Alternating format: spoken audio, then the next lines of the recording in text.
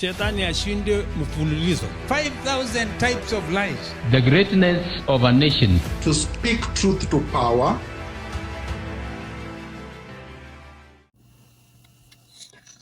Jamaa, habari ya leo.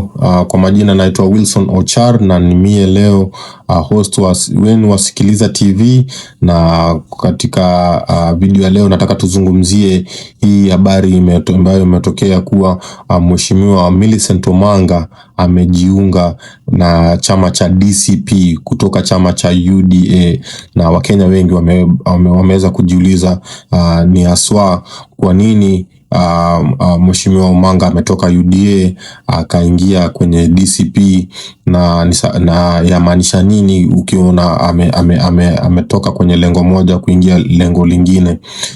Na kwa hivyo hii video leo nataka tuzungumze kuhusu hii ripoti imeonekana kwenye mtandao, inamaanisha nini kwa katika siasa yetu ya Kenya.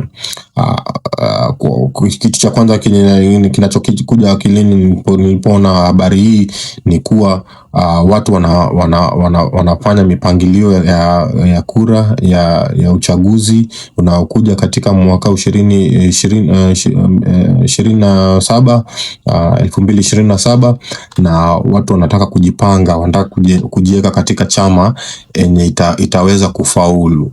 Na ukiangalia kwenye video ya Mheshimiwa Millicent Omanga alipeana pale vijisababu kwa nini alitoka UDA akaja DCP. Na sababu ya kwanza alipeana pale ni kwa sababu alisema rais aliahidi kuwa nafasi zote za serikalini zitaweza kuwa 50, wataweza kugawanya nusu kwa nusu, yani 50-50%. Yani ikiwa kama rais ni mwanaume, naibu wa rais atakuwa mwanamke. Kama gavana ni mwanamke, naibu wa gavana atakuwa mwanaume. Lakini sasa Mheshimiwa Omanga pale amesema ameona kuwa hii ahadi haijatimizwa, na kwa hivyo inamsikitisha sana, na ameona heri ajiondoke badala ya kulalamika rais alituahidi hii na hii.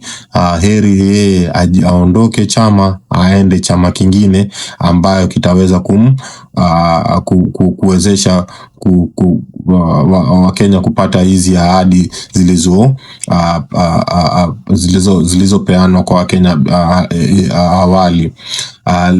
Sababu cha pili alisema pale ni kwa sababu alisema wamama waliahidiwa kuwa wataweza kujifungua kwa bure bila malipo, na inasemekana pia wamama waliambiwa